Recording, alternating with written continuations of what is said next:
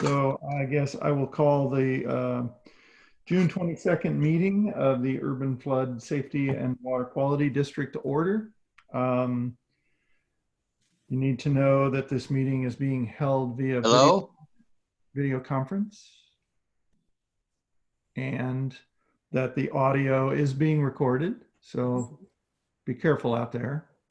And I will try to do the same. Emily, are you going to conduct a roll call for attendance purposes for the record? I can.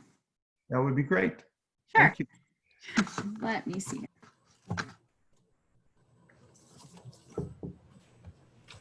Hello. Hello. All right. So for the record, I'll start. I think this is alphabetical. Ann Gravitt. Here. Bob Salinger. Here. Corky Collier. Here. Dave Ripma. Here. Shirley Craddock. Present. Eric Molander. Here. James Allison. Present. John Niyama. Here. Donnell Bell. Here. Mary Helen Kincaid. Not yet. Paul Limley. Here. Michael Jordan. Here. Keith Fancher. Here. Danny Stephenson. Here. Mike Weatherby. I saw his name earlier. I did too. There he is. Name. I see his name. Mike, are you here? I think that was the person that was saying hello. Yeah, I agree. Lori Stegman. Here. And Tony DeFalco. Here. Great. So we'll wait for Mary Helen and hopefully Mike Weatherby, we can get audio shortly. Yeah, I hope so. Okay. The next item on our agenda is we started a conversation at our last meeting regarding a vice chair. And we had a couple of folks that had interest, and we want to continue that conversation today. I understand things are changing out there in the world by the minute. And Steve, did you want to talk at all about your situation in Gresham? Thank you, Mike. I appreciate that. In light of what's going on with our city and the void in leadership that we currently have, and the extended amount of time and attention that I'm going to be paying to not only my team, but the city in general to help lead us through this, I'm going to respectfully pull my name from consideration of co-chair on this board. And I want to thank those that nominated and said nice things about me at the last meeting. And Hello?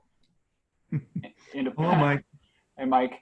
And apologize as well to those that wanted to see me serve in this role. But what we're going through right now is a bit unprecedented, and I really do need to dedicate my time and attention to my team and the work that we're doing to continue to move the city forward. So thank you. Well, thank you, Steve. And I know you've been involved with this thing for a few years now, and I know there's a long history there, and I know you'll continue to stay engaged. We really appreciate that. And I also know that things can be challenging from time to time in city government. So I appreciate that too. Hello. Mike, are you with us? Mike Weatherby? I can see him. I can too. I tried for a minute, but I didn't see. I think his feed may be a little challenged right now from the look of the video, but maybe not. So I'll remind the rest of the board members that Mike Weatherby was the other person who was in the running for this position. And Mike, I'm assuming that you're still interested. I'd like if you've got an opportunity to say something to us, that'd be great. This is Nolan. Can you hear me? Yes, I can hear you, Nolan.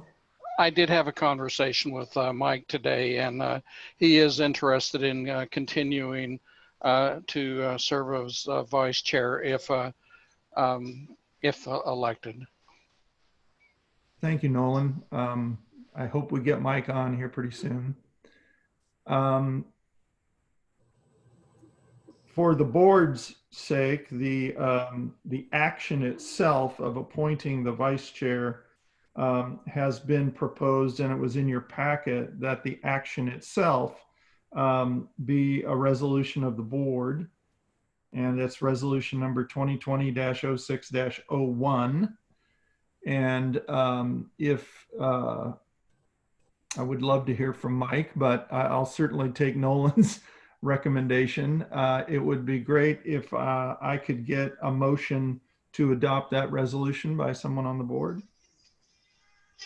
So moved. Lori. Hello? Hello. Hello? Hi, Mike. Nolan?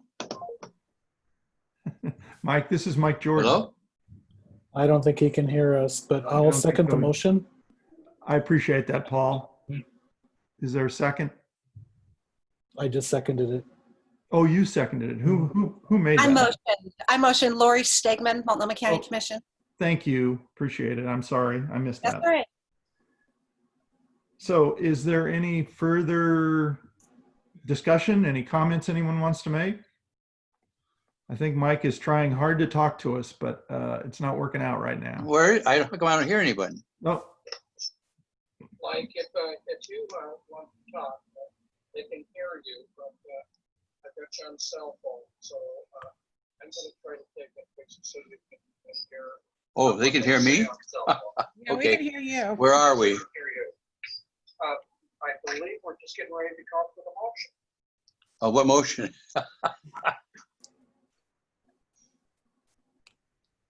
Everybody.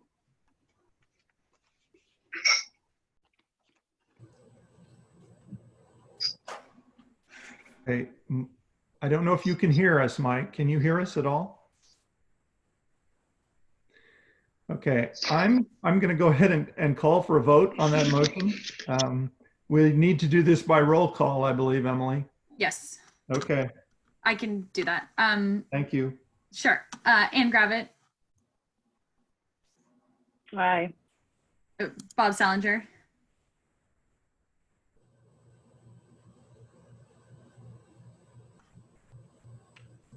I'm here. Uh, yeah, I agree. Okay, thank you, Bob. Yeah, okay. Corky Collier, Yes. Dave Ripma, Yes. Shirley Craddock, Aye. Eric Molander, Aye. James Allison, Aye. John Niyama, Aye. John Ella Bell, Aye. Mary Helen Kincaid, Yes. Aye. Sorry. Paul Lumley, Yes.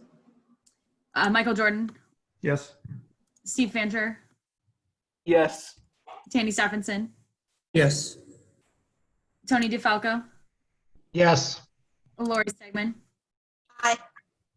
and Mike Weatherby, absent for the. Mike, would you say yes and raise your hand? Yes. Great. thank you, Mike. Okay, well, we're going to get this technology worked out one of these days. We're getting there. Thank you all very much. They can hear you, so anything you say, they Okay. can hear unless you mute it.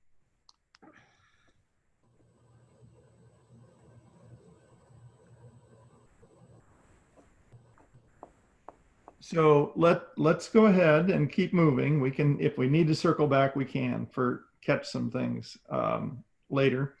The next item on the agenda is the adoption of the budget for fiscal 2021, and Casey Short's going to handle this one for us. We also have a proposed resolution that would adopt the budget, and Casey will take us through where we are. Casey? All right. Thank you, Mr. Chair.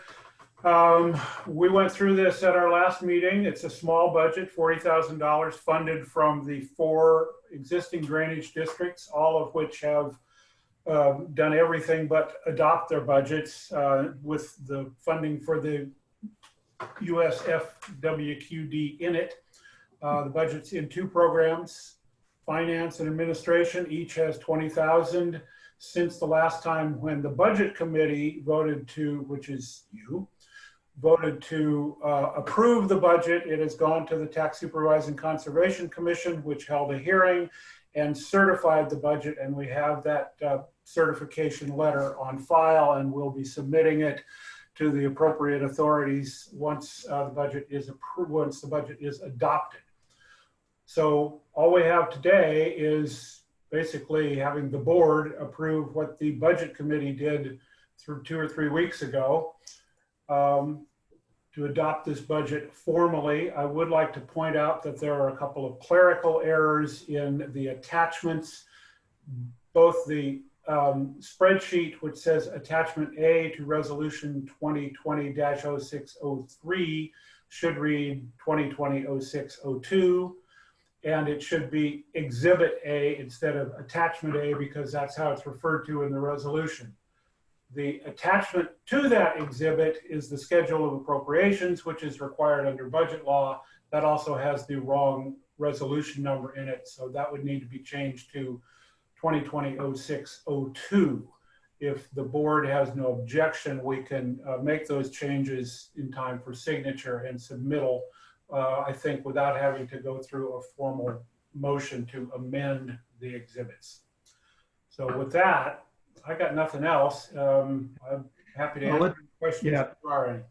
Thank you, Casey. Let's start, first of all, if we can get a motion on the table. I know there's some contextual discussion we want to have. I want to make a couple of remarks about where we are. I think Tanny may want to make a couple of remarks also. But I'd like to get a motion on the floor. And I think if you make the motion about adopting resolution 2020-0602, that will help us with some of these Scribner errors. And perhaps if you'd add to the motion that with the changes that have been verbally presented by the budget officer, that would, I think, keep us okay to make those changes without another vote. This is Shirley. I'm glad to make a motion. I move that resolution number 2020-0602 with the recommendations made from staff be approved. Adopted, please. Adopted. Thank you. Yes. Thank you. I'll second that. Thank you. Moved by Shirley and seconded by Tanny. I just wanted to make a little bit of a contextual comment about this, and I'd invite others if they wish. I think it's obvious to most that this is a predominantly procedural act so that we have the ability moving forward into the next fiscal year to begin to do work. And we'll speak later in this agenda about an intergovernmental agreement with the JCA to be able to have further funds flow between the groups so that we can move on with some of the work that we hope to do this next fiscal year. So I really appreciate you all being very patient with this kind of very procedural process that's really necessary for us to legally be able to manage going into the next year. So thank you for that. Some of you may be very aware and some may be less aware that we've been talking for some time about a work program for the next year for our district. And that's been in conjunction with the staff and other districts. And there has been a deficit in that planning and projection between the amount of revenue we expect to get with the state money and what has been contributed by the districts versus what we expect the expenditures to be to do some of the things, do the work plan. And I think Tanny wanted to make maybe a comment about that situation and maybe make a suggestion of how we might move forward there. Tanny? Tanny, you're on mute. Sorry about that. That's okay. I would just say that, we have to pass the budget today to get going, but further down the road, we've got a deficit that definitely needs to be addressed. And I would propose that we form a subcommittee to work on that and bring some recommendations back to the full board. I don't know, perhaps we need a motion to do something like that. And we need to talk about who would help with that. We'd like to have, I think Tanny's proposing to have that conversation with a smaller group of board members. And obviously there's also some staff that have content knowledge that we'd like to have a discussion about those things too. This is all in anticipation of trying to get some work done in the next year, and what work will we actually have funding to do, and if we are short of funding to fulfill that work plan, what doesn't get done, or how do we find more funding to fulfill that. And so I think it's a pretty open-ended conversation about how to reconcile this revenue and expenditure projection that we were looking at because of the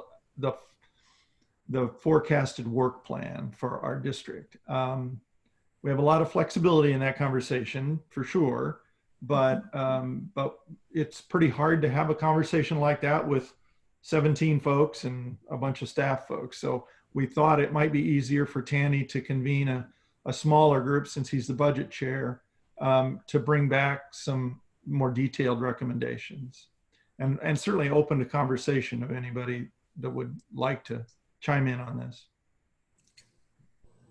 Andy, just a point of clarification. What is the anticipated deficit today? Right now, the latest thing we've seen is about 243,000. Okay, and as I recall, we were expecting to get about $500,000 from the state. We are receiving $500,000 from the state, yes. Okay. Anybody else want to make a comment or make other proposals about how to go about with the conversation moving forward? This is Paul. I have a question about the resolution. Sure, Paul. Is that too much of a change of subject? No, go ahead if you need. So I was confused about the references to the attachments. There's attached as Exhibit A as number 1. Number 2 is attachment 1 to Exhibit A. And then the actual numbers at the top of the budget pages are the wrong resolution number. I'm not quite sure if somebody caught that. Thank you. I think, Casey, do you want to go ahead and clarify? Yeah, first on the resolution number, we were anticipating another resolution coming forward that would have kicked this one back to be number 3 instead of number 2. That one's not happening. So the header at the top of the spreadsheet and the attachment both refer to the wrong resolution number, and we just need to change that to the 02 instead of the 03. The other thing is that the header on the budget itself, the series of spreadsheets, says attachment A to the resolution. The resolution itself says it's Exhibit A, so I'd just like to have you change the wording on that header on the spreadsheet to say Exhibit A instead of Attachment A. They're both, just as Mike pointed out, Scrivener errors. So Does that help you, Paul? Yeah, but it looks like there's 2 attachments, or is there just going to be 1? There is an exhibit and an attachment to that exhibit. And is the attachment here as well? Yes, it's a very short Word document that is the schedule of appropriations. It says you appropriate $40,000 in materials and services. Oh, I see it now. I got it. Okay. Like 20 words? Yeah, about. And Okay. a couple of numbers. It's clear now. All right. Thank you, Casey. Thank you, Paul, for the Thank you. question. I'm sure others are a little confused too. I can't blame them. But I think given the motion and the acknowledgement of the staff's explanation, I think we're okay making those changes without having to come back and vote on some kind of amendment. Hong, I see you nodding. I hope that's okay. Great, thank you. Back to the previous conversation, I think if it's okay with all of you, I'm certainly open to other approaches, but Tanny is asking for a small group. I think a handful, 5 or 6 at the most, and there'll certainly need to be at least some staffing to be able to explain the work plan and make sure everybody is up to speed, and to start to think through how do we reconcile the anticipated expenditure to fulfill the work plan versus the amount of revenue that we think we will get right now. And so I'm open to some volunteers. If anybody wants to volunteer to be on that, I wouldn't anticipate this being a huge commitment, maybe a couple of meetings, obviously virtual, that you can get up to speed and maybe be able to make some recommendations about this. I don't think it even would need to be by the next meeting in July, perhaps the meeting in August. We'd like to have a more substantive conversation at the board level about this issue, because we'll be wanting to begin to initiate work planning and those kinds of issues. So this doesn't have to be done next week, but we need to start thinking about how to make progress on this question. Mike, I'll jump in and volunteer to help Tanny out. Thank you, Eric. I'm not volunteering. I'm asking. I have a question. Okay. No. Well, No, I'm sorry. you're in. No questions without volunteering, Dave. I'm sorry. I'm not clear. We just adopted a budget. Yep. Setting up this district for this other thing that has the deficit. Is that work to be done by the existing districts with money from the state? Is that what plus whatever money they raise themselves? Is that what we're talking about? I also didn't quite understand where the deficit was. It sounded like there was 230,000 in expenditures and 500,000 coming from the state. Didn't sound like a deficit. So our budget is balanced, okay, right now. Right. As soon as you've adopted it. So I think we've adopted, maybe we haven't adopted the resolution yet. But we've been anticipating a body of work to get the district going. So starting to think about the planning work and the rate, the utility methodology work, and beginning to start to do substantive work. There is a work plan that Colin and others have worked on for the beginning of that work. The estimated cost for that work plan is about $240,000 beyond the $540,000 that we anticipate getting with the state grant and the money in the current budget. And we need to reconcile those things. We obviously don't want to begin on a work plan that we don't have money to fulfill. So we need to start thinking about how to go about doing that. Does that explain it, Dave? Thank you. That's clear. Good. Mike, where's this work plan? Did I miss this? I feel like I'm coming into this conversation late. That's because you are. I apologize. You know, the Levy Ready Columbia work that's been going on for years. We started once the bill was passed, which by the way was a bit of a surprise that it happened so quickly.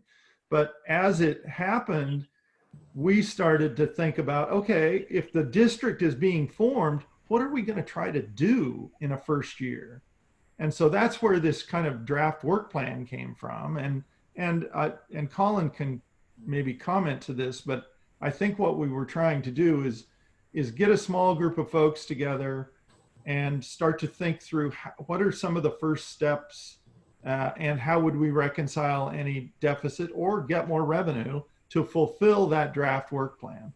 Obviously, the whole board needs to come back and revisit the work plan, get up to speed on it, think about the financials, and then actually adopt, I think, a work program for the year or whatever is left of the year when we can have a broader conversation with the whole board. I think what Tanny was suggesting to me is that it might be easier to sit down with a smaller group and formulate at least some initial recommendations and frame some questions for the whole board for that conversation. Is that better? Is it? Yeah, that's really helpful. I would just maybe suggest that for those of us that are coming in cold, if we could see that work plan. So I kind of feel like we're we're not the sequence? proper order of operation, is that you all are talking about a work plan and a budget and a deficit, none of which I've seen, which, you know, is probably all fine, but I kind of like to see it before I like vote on, I haven't seen the work plan. So I appreciate that. And I think, I can't recall exactly off the top of my head, but I believe in the next agenda in July, was part of that agenda going to be devoted to starting that discussion? And I'm looking at you, Colin, basically.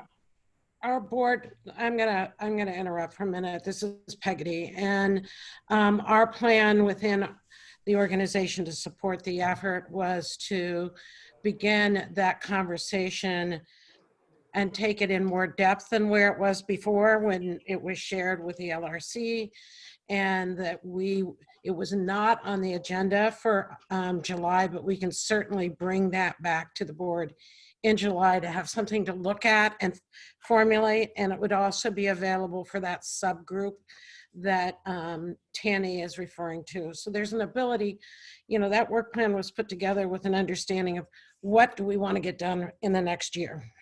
Right.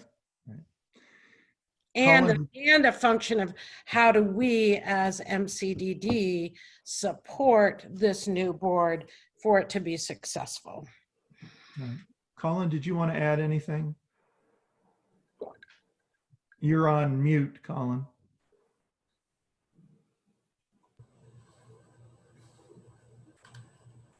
You're still on mute, Colin. Okay. Having a problem. So that's Hey, okay. Mike. Yeah.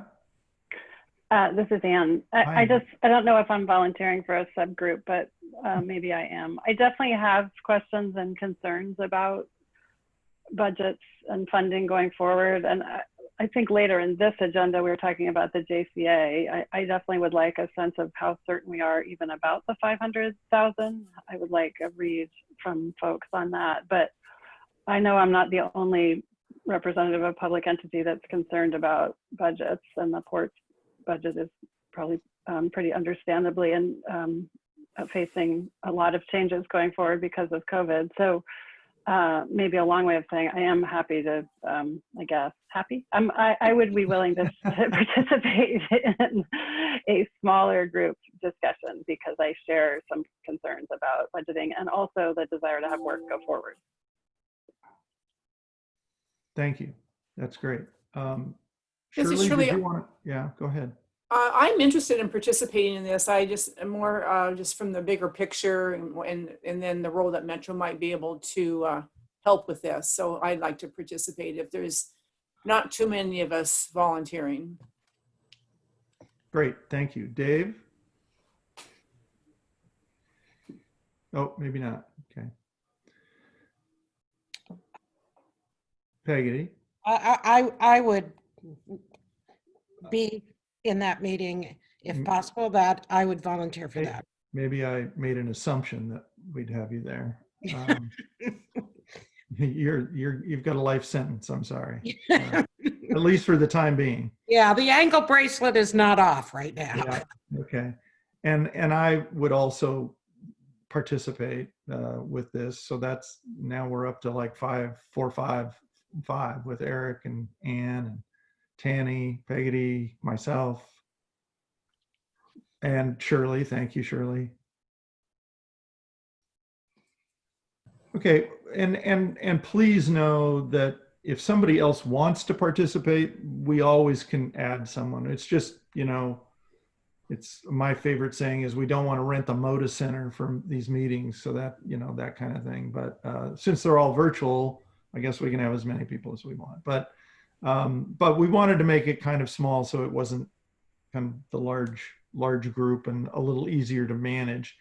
It appears from what I'm hearing, though, that we should, in regards to our next agenda, we should try to bring the full board up to speed with the conversations that have been going on, well, since the legislation passed, about how the new district might try to get off the ground and operate in the first year, content-wise, financially, et cetera.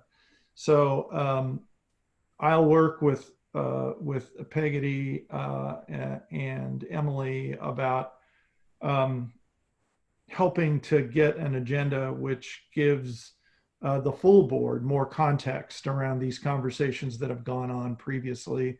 In the meantime, Tanny can convene, and some of us will participate, perhaps in a more detailed conversation with Colin and Peggy about, you know, is it realistic for us to close this gap or not? If it is, how? And at least start that conversation so we can bring some of that thinking to the full board. And in the meantime, perhaps get you all up to speed so that that conversation can be a more full and fulfilling one, hopefully. Does anyone else want to comment before we move on with the agenda? I've got us maybe a little sidetracked, so I want to make sure we have enough time for the rest of the issues. So we still have the motions on the floor for the budget adoption, and then I would also be appropriate to have the quorum of the board like authorize this subcommittee. Okay. Let's start with the resolution since we already have a motion on the floor. Is there any further conversation about the resolution? This is for the $40,000 budget that we've got currently. Okay, then Emily, thank you. Sure. Ann Gravitt, Yes. Bob Sellinger, Yes. Corky Collier, Yes. Dave Ripma, Yes. Shirley Craddock, Aye. Eric Molander, Yes. James Allison, Yes. John Niyama, Yes. John L. Bell, Aye. Mary Helen Kincaid,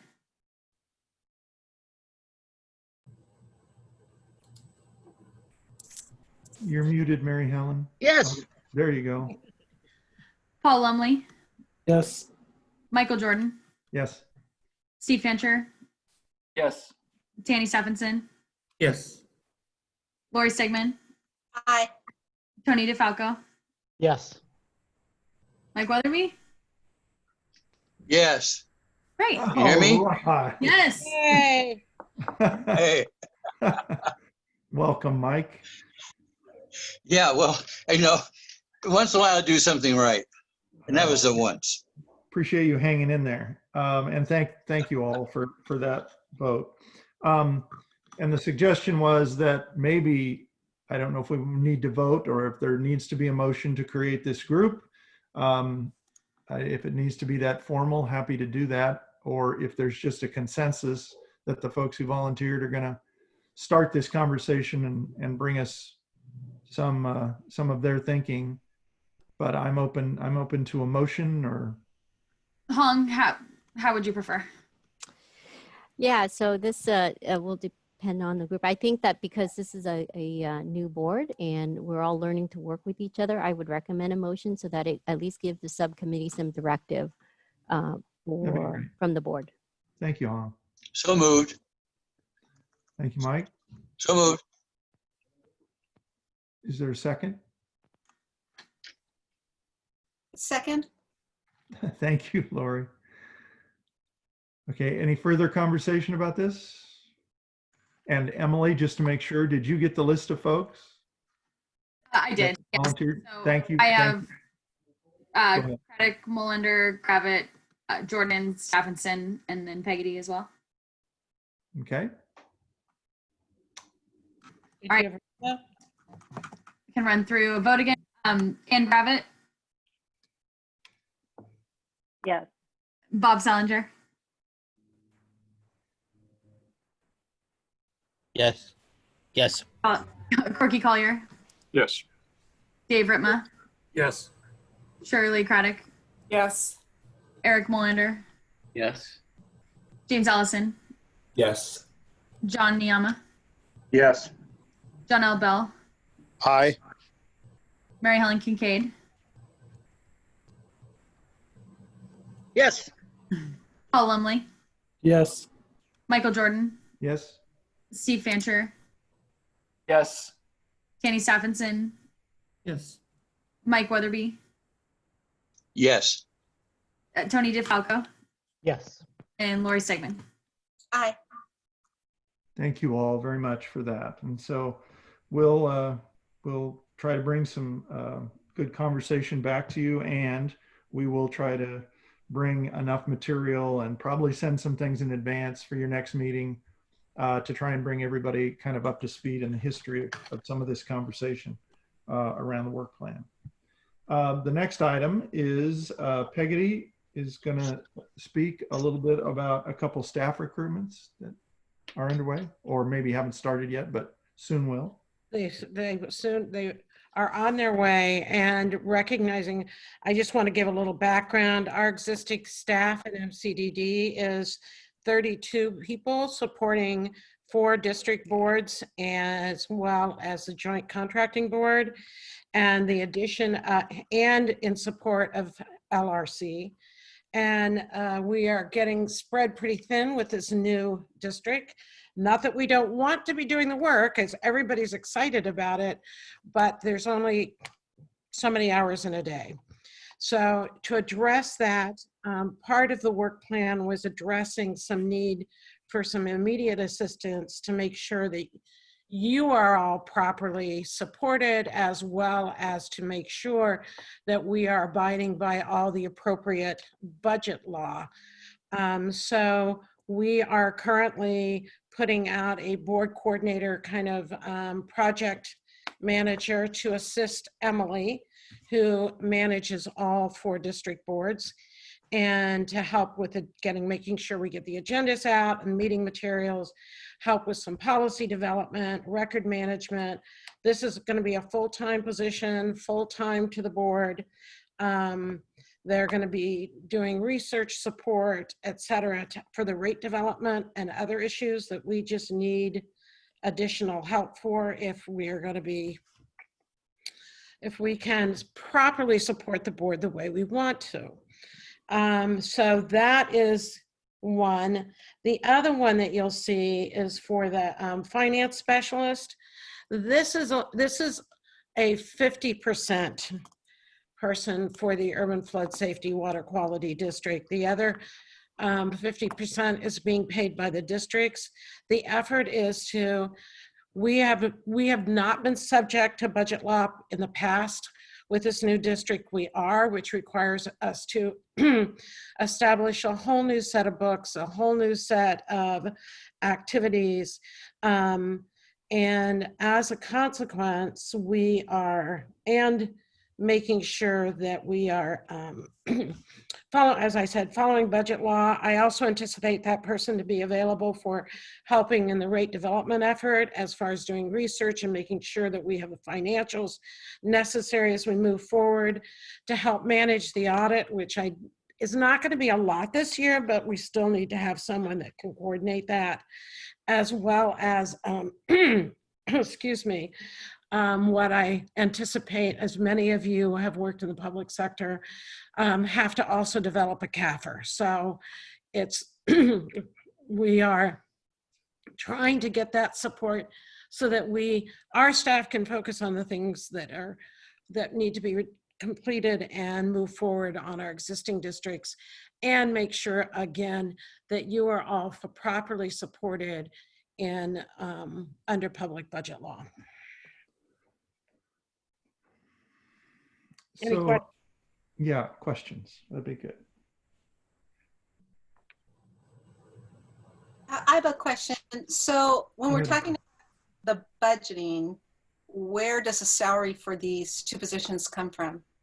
They will come from as Mike talked about, we have a $500,000 grant that came in from the state, or will be. It's a reimbursable grant. So that is what would pay for these 2 positions. Thank you, Peggy. Mm-hmm. Peggy, just to clarify, so the funding for these two positions comes under the MCCD and not under this new urban safety organization. It's more complicated than that, Shirley. MCDD will hire them. The funding that is sitting for them is we're going to be sitting with JCA, which has is holding the grant money. And then, and Hong will talk about later, and I think after me or a couple after me, talking about a relationship that we're going to need to develop with an IGA between the JCA and the new district so that we're all operating according to plan. But all of the overall management of the HR and the benefits and everything else will be done through MCDD. Hey, Peggy, this is Tony DeFalco. Thank you. A couple questions. One is, are you able to share MCDD's hiring practices in terms of equity and diversity in particular? I'm thinking about, do you have specific policies around implicit bias assumptions in your hiring panels or training for your staff as they go through hiring processes to ensure you're not having any bias and assumptions into your hiring process? And then other things that you may have on the books or are developing relative to equity, diversity, inclusion in hiring in particular, but also in recruitment and outreach for these positions. I'm glad you asked that question, Tony. I'm going to start with the second one first, and then I'll move into the first question, is that MCDD has initiated a diversity, equity, and inclusion program, started it in this fiscal year 19. And we are actually beginning that program in FY20 to start incorporating these practices and developing the right practices, not just for recruitment, but also on our contracting process and every aspect of the organization. We currently have Karen Carello, who is working with our HR staff to make sure that we are getting out recruitments that address social equity. And they're going to get better and they're going to get more refined as we get better in our process. But I know she's been working closely with the port, the city, and the county to start to incorporate those strategies in our approach for recruitment. And this is Corky, if I can jump in here too, because that's a significant program, a big effort on MCDD's part, and Karen's doing a great job on it. But it's an MCDD program, if I understand correctly. But it would make sense that we transfer it over at some point in time. So maybe a couple of months down the road, we might want to put that on the agenda, because it's not just your normal recruitment, protocols. So. And thank you, Corky. That's planned on our agenda in the near future for the overall board, and it is our philosophy and our culture. We want to integrate that in every aspect of what we do. The communities we are outreaching in this district, especially this new district, is going to be, the outreach is going to be a lot more diversified than the one that we currently outreach for. And we need to be able to work accordingly and have a process in place that addresses that. Peggy, it's Mike Weatherby. I think that's excellent, excellent. Back to what we talked about with where the money comes from. So after the state funding is over, where will the money come from long term? That's what that's why we want to have a subcommittee, because we don't know. We're still working on a bunch of different options, but yes, very helpful. So okay, I got an idea. Yeah, well, so I can certainly understand, particularly board members who haven't been a part of this conversation intimately before this, that this can feel a little chicken and egg-ish, and we're just got done with a conversation about how do we all get up to speed on where the new district is financially, what is the potential work plan, and now we're talking about hiring people, and that is an obligation, particularly if it's a full-time employee, that brings a certain implied, at least implied, permanence to it. I realize that all bets are you know, who knows what might happen, but these are all really good questions, and we are trying to do a number of things at the same time, and so in parallel. And your conversation here about your comfort level with these things or not is really important for us. And Tony asked a really good question about process and how we will actually go about doing these things and what policies are in place for our board. Not many right now, and so that makes this even more complicated. I'll ask for one other comment, but I've let us get off schedule here a little bit, and I need to figure out how to catch us up. Peggy, do you have a strong internal candidate for the finance position? I see that as 50%. Are we just going to transfer somebody's responsibilities? No, this is really going to be a half-time position. Well, no, it'll actually be a full-time position with 50% of it paid for by the current districts, by MCDD, and 50% will be allocated for this new district, your district, the Urban Flood Safety and Water Quality District. So half of the time they'll be working on MCDD issues and half the time for the new district. Correct. Okay, thank you.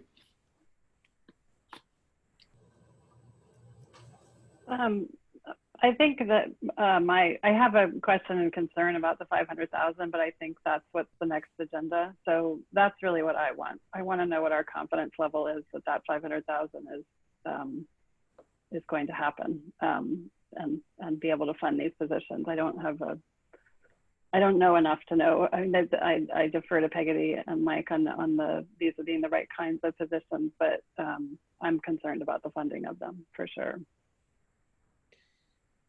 And I don't know if Colin's on the line or will answer. We have been assured, as best as the state can assure us, that we are still going to get the dollars, and that it's the contract is being evaluated now at DOJ. We've been back and forth a little bit on language, but there has been no indication that this money will go away. All bets are off when it comes to the new. I mean, if they have legislation in their if they decide in their special meeting next week that they're pulling money from everything, the whole situation changes. But we yeah, absolutely. I think everybody's a little up in the air right now, including the state of Oregon, on finances. So I'm getting the sense, at least, that we need to have more conversation about this. I also appreciate the urgency of having greater bandwidth for staffing to move things forward. So just know that I think I'm hearing both, but given the fact that we want to bring everybody to a higher level of comfort regarding the planning work that's been done in the past for the work program, having a smaller group of folks actually get into the weeds a little bit about the financing and the work program, trying to align that potentially with more bandwidth from a staffing perspective. I'm getting the sense that we at least need another meeting to bring all these things together in a more coherent way for all of you to be comfortable. That's my sense, and this is really hard to sense a room on virtually, but I'm trying to do that here. Does that sound about right? You can nod, you can give me a thumbs up. Lori, thank you for that. So, Thumbs okay. up. All right. We're going to try and put together a program that gets you all up to speed more at a greater level of detail about these moving parts before we pull the trigger on recruitments. So thank you for that. And I've let us get behind. So I think, Emily, are you next to talk a little bit about board responsibilities?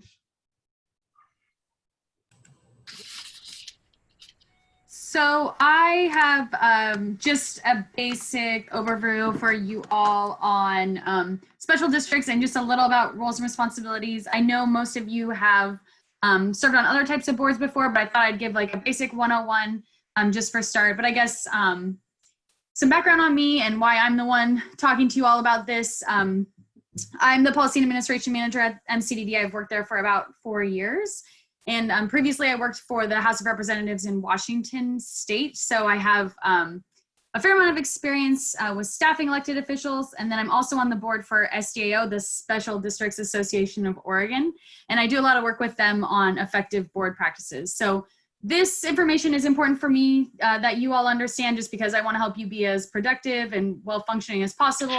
But also know it's important to understand your role as it relates to liability issues. And so this is stuff I'm really into. So having a captive audience on this topic is exciting for me. So thank you very much. So just the basics on special districts. Special districts are a form of government that is created to meet a specific need. In Oregon, we have over 1,000, which I think is very interesting. So it's single function government for the most part, like fire protection, cemetery maintenance, vector control, where a lot of other government, local government where many of you work, it's general purpose. Special districts only have those powers that are expressly implied in their statute. And so for us with the Urban Flood Safety Water Quality District, that's ORS 550. And I know later in the meeting, we're going to get into all those authorizations. So I think what I want to talk about specifically is like the 2 types of power that allow us to run the district. And so the first is legislative power. And so that's what's the responsibility of you all to set policy for the district. And so that's policy level decision making. Then there's administrative power, and that's the ability to implement that policy. And so for a district that has the means to delegate administrative power to staff or contractors, that is generally the best practice. I think the good way to think about this, what's the difference between the two is like in terms of the budget. Adopting the budget, as you all did earlier, is a legislative act, and then the day-to-day role of like spending that money is an administrative power. Colin, will you hit the next one? So a couple of other things that I wanted to go over was just management of the district and communication between the board and staff. As I mentioned, you all are going to be utilizing legislative power to set policy, but Peggy runs the day-to-day district management. It's important that our individual board members don't reach out directly to our staff just to maintain those boundaries, but it's important for you to understand that that's the role that I am here to play for you all, as that liaison between staff and the board. So if you have requests for information, or if there's directives that you'd like to see enacted, I'm the person that you should come to, and that way I can not only make sure that we're addressing all your requests appropriately, but make sure that we're meeting requirements for public meetings and just fulfilling that responsibility we have for transparency. And so then the last thing I wanted to talk through was just your authority as an individual board member. So you all have that legislative power when you're acting as a quorum, but individual board members don't have power to take actions independently. And so as an individual, you really have the authority to attend board meetings and then also to vote on matters of the district in a public meeting. But you shouldn't be speaking for or on behalf of the board or district at any time. And so the only exception for that, which we just went through earlier in the meeting, was if a quorum of the board does authorize an individual or a group to do work on behalf of the board, like in a subcommittee. Are there any questions on any of that? So Emily, the thing that I didn't see listed under roles, by the way, is this a comprehensive list of all the roles that we play? Definitely not. And so I know Kelly will be getting into bylaws a little bit later. And so I think it's definitely important that you all get on the same page as far as roles and responsibilities and sort of how you hold each other accountable. And part of that is in the bylaws. But no, this is just like really the basics. And we wanted to cover sort of like that, the differences in the type of power and what decision-making the board is involved in versus staff. Thank you. Okay, Emily.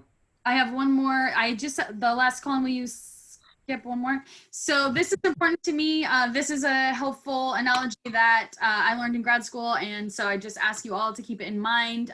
Just think of our district like a bus, and the board makes decisions for where we're going. And then Peggy drives the bus and she decides how we get there. So we'll be transparent about how it's going, how, like, if we think we're going to make it on time, but Peggy's the driving and deciding what's on the radio and who sits where. So if you have questions about any of this stuff, like I said, I'm into it.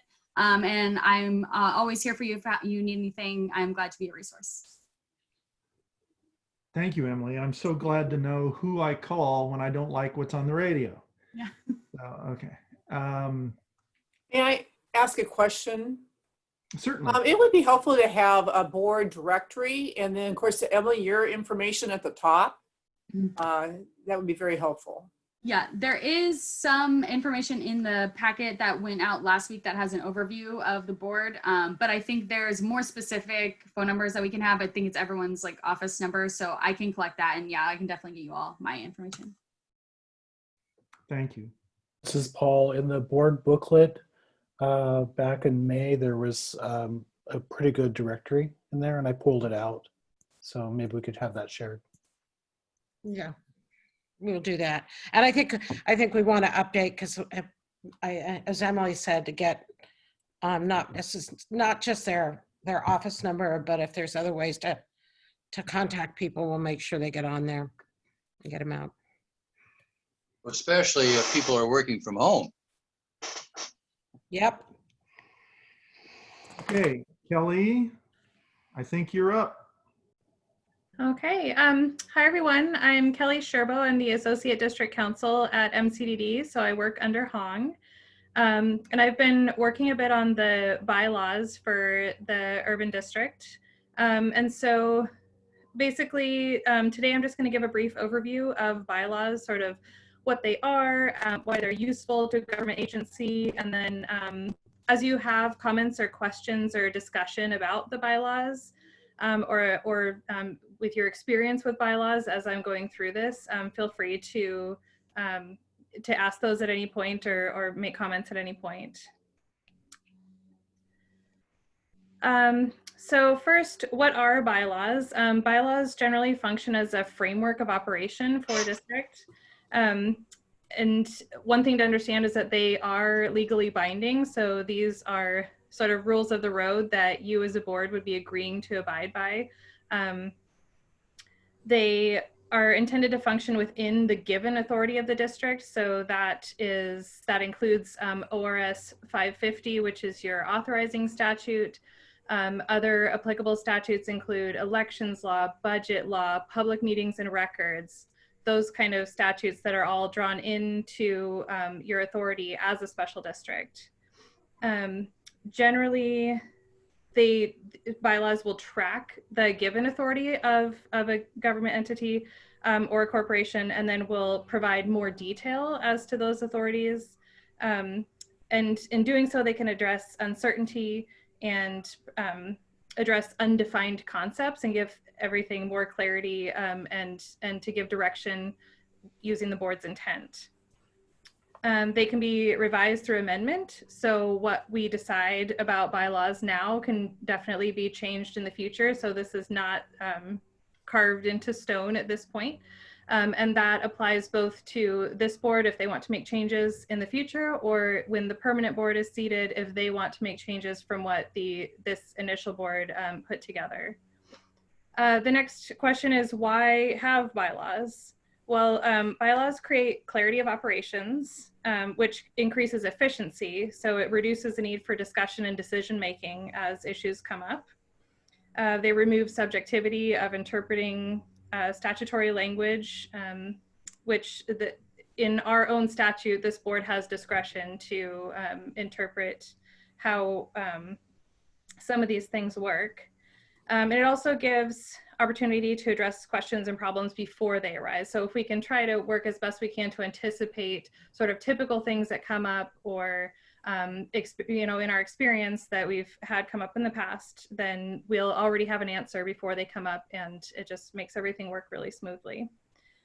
Currently, we're in the process of drafting these. MCDD legal staff is working on that. And then we plan to bring a draft to this board at the July meeting. And if you can move on to the next slide. This is just an extremely basic outline of the bylaws. Currently, it would start with a, sorry, let me go back. So this outline is based on the statutes as I described earlier. And then I'm also pulling examples of bylaws, particularly from water improvement districts, which are the type of districts that the urban district was based on originally, as well as some other examples. And this will also include things that we've learned just through experience of managing 5 boards and now 6 boards, of things that tend to come up. So it would start with a preamble that just tracks the purpose and mission from the legislation, going into principal office, which is typical of bylaws. The boundary is set by statute, and the managed floodplain describes the process rather than dictating the managed floodplain, as that's going to be a board decision. Goes into discussing directors, which includes how many, eligibility, terms of office, that sort of thing, oath of office. Next is officers, and as you have all elected to do with the initial board, is to have a chair and a vice chair. Talks about terms, term limits, and duties and powers for those officers. And the next section is arguably one of the vital sections of a bylaw, of a set of bylaws, which is quorum and minimum vote requirements. So just coming to agreement about how many board members takes to create quorum, and then if you only have a quorum, what is the minimum vote requirement? A lot of times boards will say that if you only have a quorum present, then a unanimous vote is required to move something forward. And that way a less than majority of the board is never making a decision for the entire board. Moving on, meetings will track the statutes pertaining to special districts, pretty standard. Going into a little bit of electronic meetings, I think, because that's been particular challenge for us in these COVID days. Next section, talking about budget committee, then which will just track the budget process and discuss some of those things so that we all have it in the same place as the rest of our authorities. Subcommittee formation, and then the rest of it is kind of boilerplate items that you typically find in bylaws.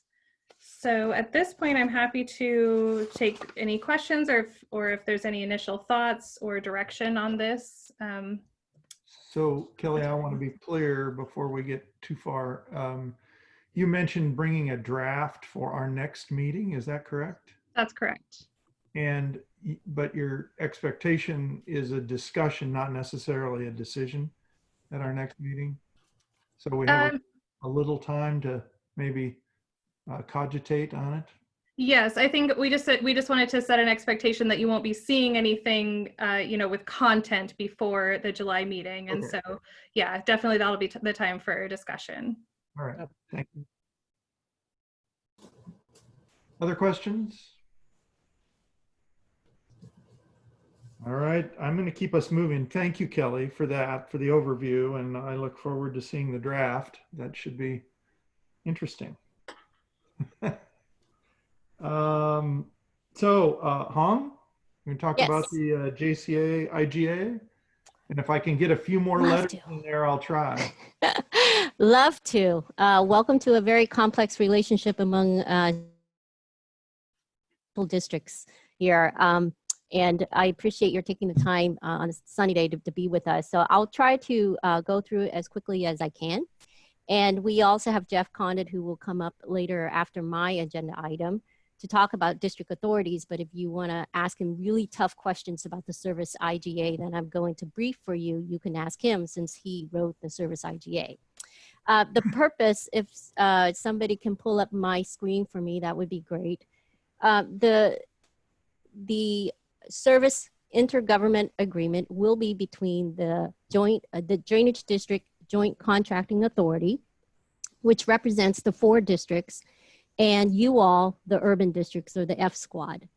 And the agreement itself is based on a familiar form, at least a form that's familiar to most of you, the Levy Ready Columbia IGA, that basically lays out general administrative authorities and contract authorities of the JCA to carry out and implement work that you all have decided on in your legislative power. So we are working on the agreement right now, running it through some of our boards. We will have a draft agreement for this board to consider in July. So there will be time for you to contemplate on that. But some of the general services will be like authorizing the JCA to carry out your decisions, to contract, manage, and expend funds of the urban district, to negotiate and award contracts, to serve as the local contract review board, which is required under the procurement law of government entities in Oregon, to prepare annual budget for to meet the budget law, and has a catch-all provision that allows for you to direct Peggotty to do whatever is necessary in furtherance of the urban district. But the goal of the service agreement is really to help you all organize and become successful in this organization. And so that you can do what you need to do, which is primarily to come together and get a funding system in place so that it's you're ready to take on the drainage district. The work that will be performed will be by MCDD employees who will be providing services through the JCA. So earlier, and I appreciate the financial conservatism of some of the board members here about, well, where's the money? How are we going to finance all of this? I'll just be clear that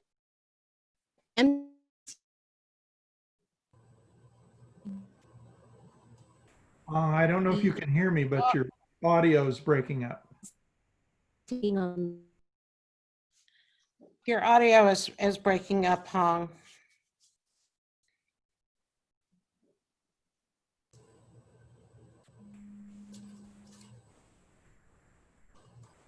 Okay, we may have lost Hong.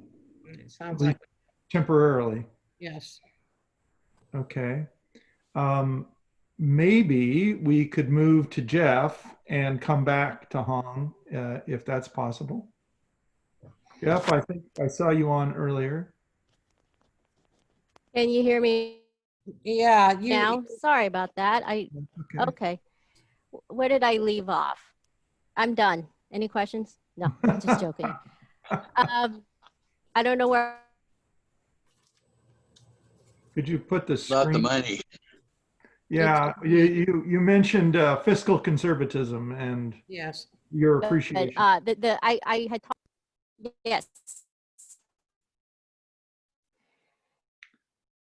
Yes. Hong, we're just not so getting. For the fiscal conservatives, MC is taking on all of these. Okay, a moment. Hong, if you turn your video off, sometimes it frees up some bandwidth and it might help.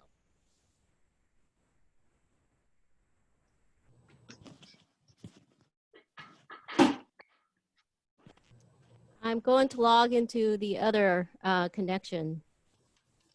So, Hong, if you can hear me now? Yes. Yes. Okay.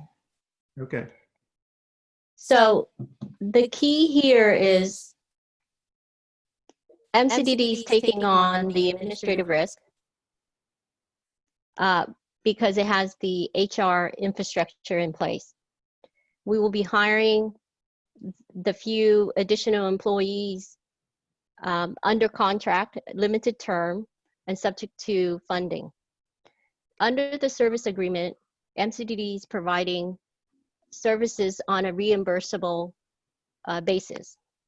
So we will perform the work, bill the urban district, and expect the urban district to pay it back in 30 days or so. Assuming that the $500,000 will be there to fund the cost of the employees. And we have all the reasons to believe that that money will be there. But if they are not going to be there, then the employees will be on the risk of MCDD. That's the risk that we serve as contractor to the urban district. But our board has decided that that's, despite the risk, there are many benefits to it. And it's because we're all in the same boat of ensuring that the statutory merger happens and that the organization of the urban district is successful. So there's a common interest there among all of us. With that, I'll leave it for any questions. And Hong, you mentioned July, a draft IGA? Yes. Okay. July, we're going to have a really wonderful meeting in July, I can tell right now. Yes. We'll book the whole last week of July for your meeting. And I want it also to be clear to the board, I think it is to most, that what Hong has described regarding the relationship, particularly on personnel, is accurate, but know that we also have to go through amending our budget so that the money can flow and we've got the appropriate authority to spend that money in this arrangement that we're developing for the kind of logistics, risk management, getting things done kind of arrangement. We also have to deal with our own budget regulations that we have to go through also. So, correct. So, yeah, thank you. So with that, I want to make sure we leave time for Jeff Condit, who is going to speak a little bit, I think, about both the responsibilities that the current drainage districts have and what they do under their statute, and then the difference that we have under a new statute for the formation of the urban flood safety and water quality district. So Jeff, I think you're on. Thank you. Oh, I'm unmuted, correct? No, you're on now. Okay. So yeah, I'm going to give an overview of the district versus the existing drainage districts. And the first, let's see, Colin, could you go to the second page of the, there we go. So the current districts have, as part of their mission, levee maintenance, drainage maintenance, emergency response and preparedness, and support of regional partnerships. And one of the impetuses for creating the new district was to expand that mission because there was some question about whether the districts had the authority to take a comprehensive analysis of what they do. As Emily mentioned, special districts are limited to their statutory authority. So the new urban district, and I'm not going to try to say UFSWQD, is designed to do those things that the existing districts are doing, but also contribute to improve water quality, fish and wildlife habitat, floodplain restoration, and landscape resilience. Under the existing district's authority, there was a question about whether it could even consider environmental issues in regards to some of the work they do in the levees and on the drainage ways. So this was intended to expand that to expressly allow it. It also was amended to promote equity and social justice in all aspects of the district's operation and provide public with information on the cultural history of the territory and the managed floodplain. And these were both concerns of stakeholders, basically arising from the whole Vanport flood issue, but also wanting to be sure that equity was key component of the mission of the new district going forward. And then finally, prepare for and adapt to the impact of climate change in relation to the managed floodplain. Again, there is really no authority under the existing district statute to consider climate change. We know climate change will ultimately affect both flood control and management of drainage. So this now gives that district, the new district, the authority to take all of these issues into consideration as it continues its mission and governance. Next slide, Colin. So the current drainage districts and Sandy Drainage Improvement Company are governed by board directors that are elected by landowners by acreage. This is a kind of unusual governance structure for a public body in Oregon, and there's a number of different kinds of special districts that have this governance structure. One of the desires when we were creating the new urban district is to expand and expand the board and make it more responsive to all of the residents within the managed floodplain in the greater district. So the initial board is huge, as you all know. There are 13 elected members, although these are not elected by electors. These are elected by the governments, affected governments. And so 4 drainage districts, 5 cities, the Port, Metro, and Multnomah County each have an appointee. And then there are 5 governor appointees, a resident, a business, a nonprofit, an environmental justice nonprofit, and an environmental conservation nonprofit. So this was basically sort of intended to replicate the stakeholders that served on the Levy Ready Columbia board and take advantage of the expertise that that board developed during the last 5 years.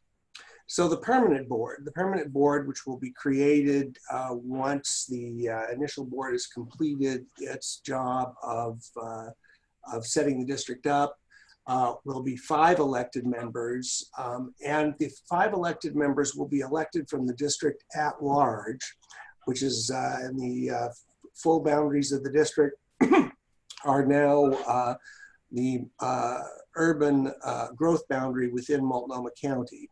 But there are some requirements for those elected members. So 4 have to come from the managed floodplain, and they must either be a resident, a business owner, or the designee of a business owner, and 1 resident of basically urban Multnomah County. And then there will be 4 governor appointees, including 1 person with expertise or interest in flood safety, 1 with environmental justice, and 1 with environmental conservation. And again, that's in order to meet the district's new mission. Next slide, Colin. So here are the various boundaries. There is the large boundary, urban Multnomah County urban growth boundary. There are the current district boundaries, and then there are the Columbia Slough watershed boundary. That's the area that drains into the districts.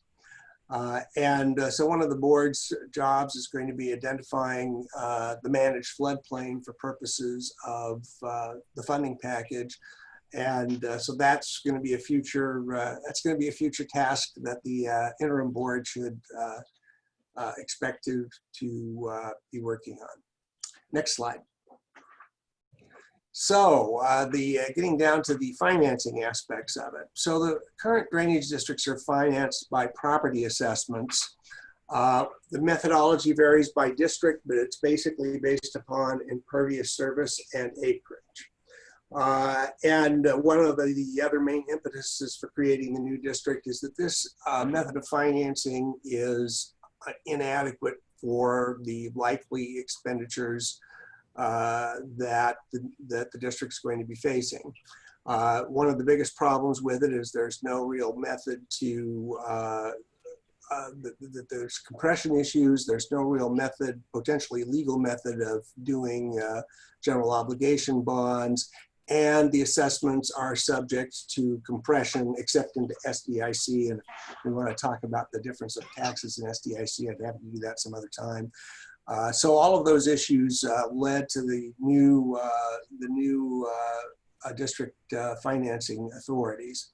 So the authority, it can do sewer and user fees, revenue bonds, assessment against benefited lands, and general obligation bonds. So the assessment against benefited lands is different from property assessment under the existing district, because that would be like a local improvement district that cities and counties use to finance specific local improvements. And that there's an improvement, there's a boundary identified around that improvement of benefited properties, and then those properties are assessed to pay for that improvement. And there are two benefits. It allows you to identify those, have a financing method for those improvements that don't have a general district-wide benefit, and under Measure 5, it's exempt from compression. Then there are service user fees, and during the development of the district, the contemplation was that there would be ultimately a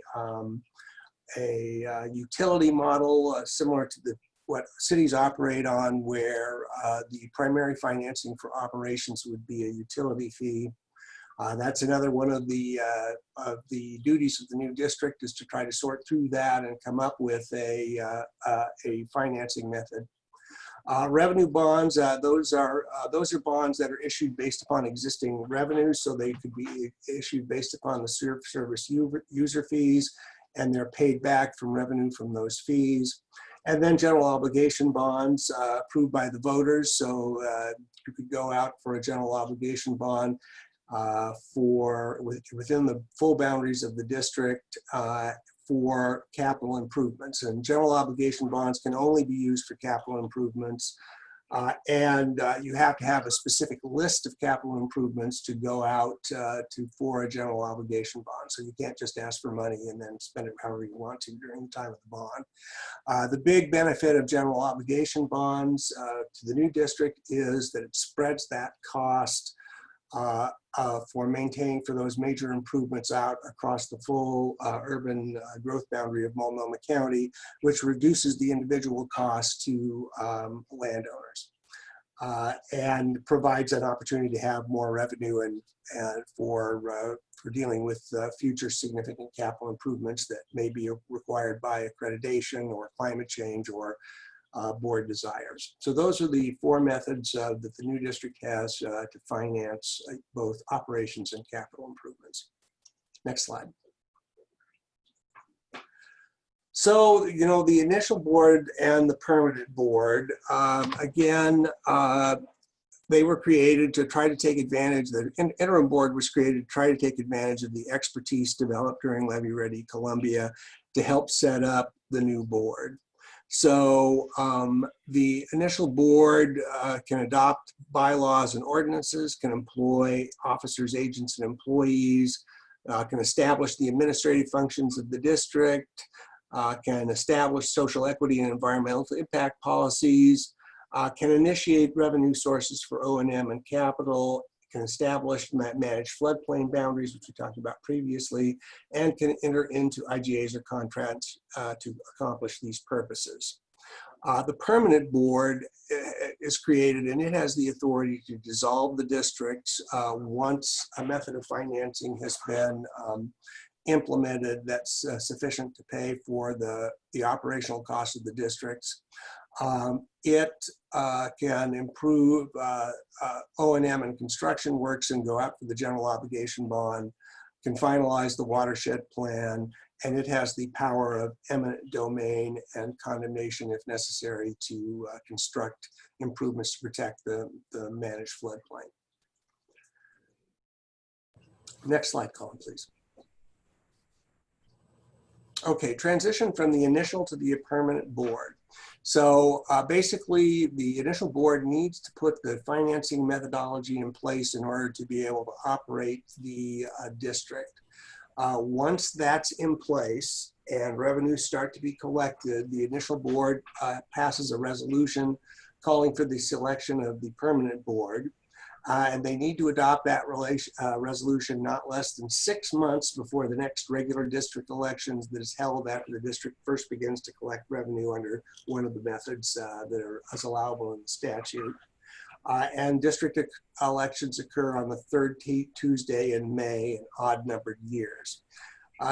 So the election deadline is set up to fit within the existing district election statute, and the 6-month requirement is there to give people the opportunity to file and run for election to the board.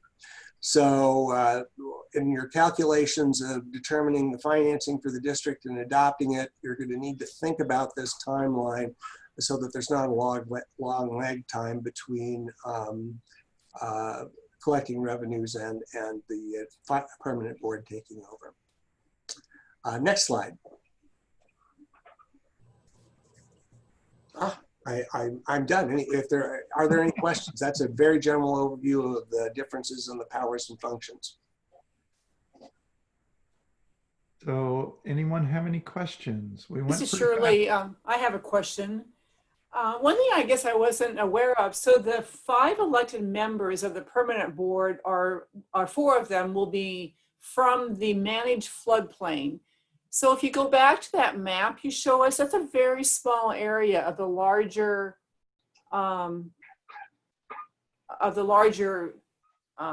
area that will be taxed. Is that the appropriate understanding?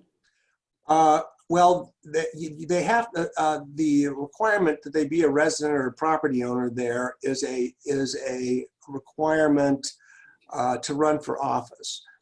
Everyone in the full district votes for them. So it's sort of like Portland Public Schools, where the school board is elected at large, but members have to come from zones.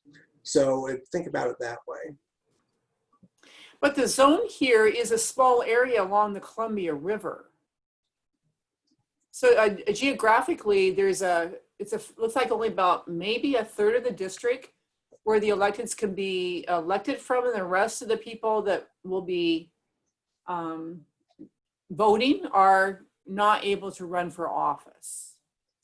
Am I understanding that correctly? Yes.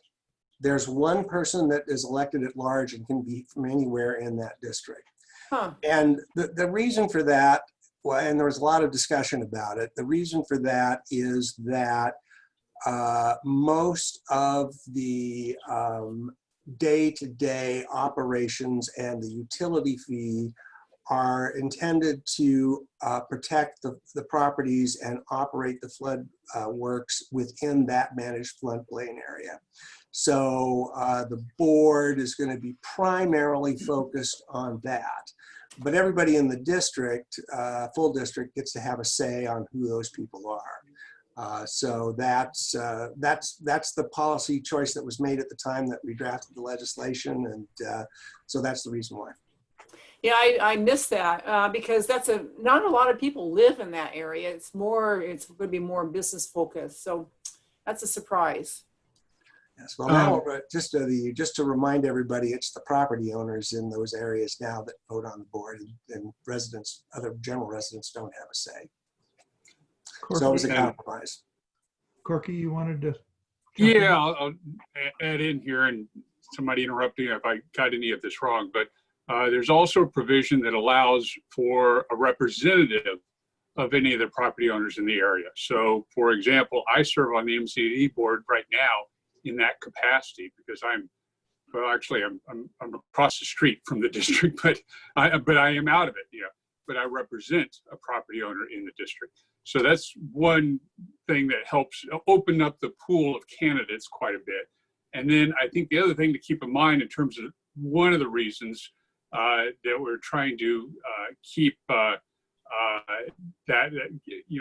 a link to the property owners in that district is even with general obligation bonds, even with any additional funding, most of the funding is going to be coming from those property owners within the districts. Yeah, Corky, the other change will be that businesses today would vote on membership in Penn 1 or Penn 2. In the future, those businesses don't directly vote for them, but they could put forward someone as their candidate, correct? I think so. Yes, that is correct. Okay, thank you. Other questions or comments this time? I had a question about the timeline, Jeff. So we're the interim board, right? And you're comparing us to the permanent board. So we're supposed to be in existence for 12 months, is that correct? There is no time deadline for the existence on the board. You're in existence until you create, until you complete the process of setting up the new district. And that could be longer than 12 months. That's so Probably will be. So Lori, that's one of the reasons that there's some urgency here, is because this is a life sentence for all of us until we get the work done. So we're highly motivated to get this done. I'm very motivated. But there is, this is So, Shirley, but so there let is me a be specific timeline. about that. That means that in order for us to meet the 6-month deadline, when do we have to have the financing in place to have elections in May of 2021? 6 months before the May election in 2021, which would be November. November. Yeah. Okay. It is unlikely that we will be holding elections in 21. Understand, but again, Yeah. back to your earlier point. No, I appreciate that. So, and then the next element is beyond the board, who votes on the plan for financing this district? just the board. Just the board. So it really is up to us to come up with something fair and equitable that will fulfill our fiduciary responsibilities, because it's not as if the legislature is going to come in and overrule us. Correct. And that was one of the reasons why it's such a big initial board, so that all the stakeholders are participating in that. So Jeff, I want to be clear also. We have for some, let's just hypothetically, we have for some years now talked about what Jeff referenced, the utility model, to try to allocate the costs of operation across the district. If the board, this board voted to implement a utility that had a certain set of rates with it that would be imposed on land, that's a referable action, isn't it? Correct. So to your point, if we were to form a utility, have a set of rates, impose them, a number of electors, and I don't know what the threshold would be, but a number of electors could sign a petition to refer that action to a vote of the entire district. Correct. Yeah. So we still live under the initiative and referendum constitutional rules of the state. This is Shirley, just to clarify. So the 6-month timeline starts once the revenue collection process or the revenues are identified and put in place. That's when that 6-month timeline begins. Is that correct? Correct.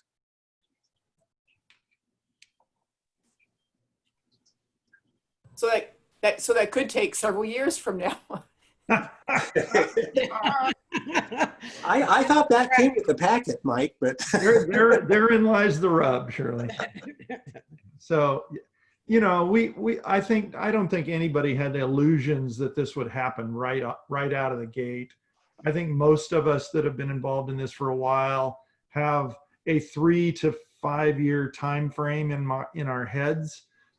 If we are expeditious and we do the work appropriately and we can find the money to do the work, maybe in 22 or 3, probably 23, we might be having an election. If it takes us longer and it's more challenging and say we can't find the money as easily as maybe we hope, maybe it's 5 years. But that's been the kind of time frame that I think most of us have had in our heads as we discuss this. Also the reason, as you're well aware, and many of you who sit on elected bodies, the whole idea of raising money from the public can be challenging. And so there, we weren't going to put ourselves under a specific deadline. We were going to work the issue appropriately with the public to try and put something in place that the public could be behind. So, and that takes time, as you well know. I want to second that. With my years as mayor and on city council, I think it's very, very important to take the time to really find something that's an equitable way to gain the money to do this right and to do it effectively, cost effectively. And I think it's well worth our time to do that. And I just say I second that. Other comments?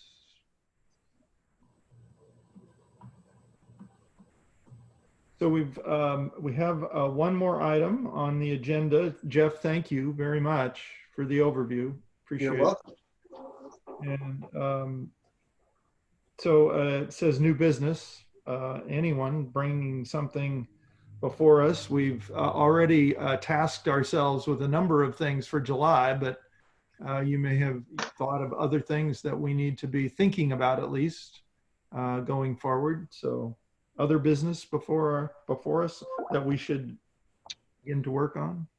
Peggy, did you want to? The only thing I was going to add is, as part of the work plan that was developed a number of months ago, is also more of was kind of a 4 to 5 year. We were very focused on, FY20, FY21, but it may help a little bit in putting some context into the information that Jeff shared with us. So we've kind of got a bigger picture and people understand all the work that has to go on over the next 4 years. Yeah, thank you for that. It reminds me of something. I was having a conversation with one of the other board members a couple days ago, and I mentioned, Peggy, that you had suggested possibly putting together something that maybe it's more of a visual than a narrative that would give board members that broader context of all the different kind of flows of work and timelines that are underway right now, and maybe even how they relate to each other a little bit in some cases. And so I know Colin has worked on this and tried to explain it to me a number of times. He has yet to be successful, but I'm hoping at some point he will. But I think all the board would benefit from having that broader context of all the different flows of work that are going on, not just the one we have to accomplish. No, because they all come, the ultimate is they all come together. All these activities come together in 24, 25 and helping understand all those pieces, which is why I get a little frantic when I'm searching for employees, because we recognize there's a lot of work ahead for you all and for all of us. So yeah, and we will put that in as part of the picture. That would be great. And I guess just to mention back to our previous kind of facetious conversation about this could go on for as long as it takes to go on. There are things coming up that will happen that will require a financial contribution from this region somehow, and to match either federal funding or to pay for projects that are associated with federal projects. And so while we don't maybe have a specific timeline for us, this broader context and the other flows of work will start to give you a picture of where the pinch points are down the road for financing of capital projects, particularly and moving forward. So I think that would be helpful for all of us, and we'll try to work on that. It won't be as beautiful in July, but we have to work on it anyway. So we'll make sure we get something. That would be great. Any other issues folks want to bring up before we adjourn for today? Well, this is truly, I think this is what you're just elaborating on. It's really important to me to know how the work we're doing aligns with the Corps of Engineers, so we don't miss any deadlines or targets or opportunities for funding. And that to me is going to be really important to know that, have that information. Absolutely. And that's one of the major workflows we've got to consider as we do the work. So Emily, No do I problem. need to call for public testimony in this, if there is any? You know, usually we do. There's no one on the call that is from the public, and so I don't think it's necessary. Okay. So if I don't hear anything else, I am going to adjourn the June 22nd meeting of the board. So thank you all for taking the time, and we will be in touch and try to get you as much written information in advance of July, because it sounds like it's going to be a pretty heavy duty agenda. So we'll try to get things as early as we can to you. Thank you again. Appreciate it. Thank you.